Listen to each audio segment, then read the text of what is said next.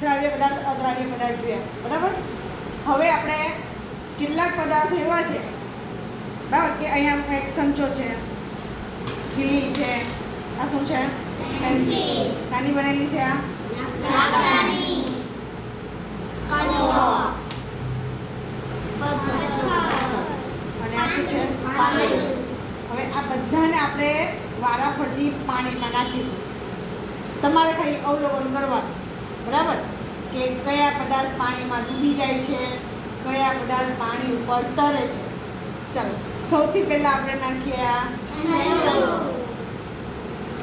શું થયું? હવે આપણે અહીંયા મારી પાસે નાની એવી લાકડીનો ટુકડો છે. ચાલો, એ મેં નાખ્યો. સરસ. પેન્સિલ, બરાબર. આ શું છે?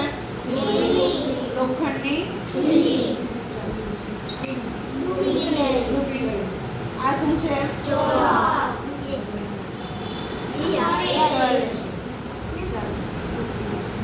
આ શું છે? એને પાણીમાં નાખ્યું. ચાલો, આ શું છે? એ શું કરીએ? સરસ. હવે હજી એક વસ્તુ છે. આ શું છે? કાગળ. શું કહેવાય? ચાલો, એ પાણીમાં ડૂબ્યું કે તર્યું?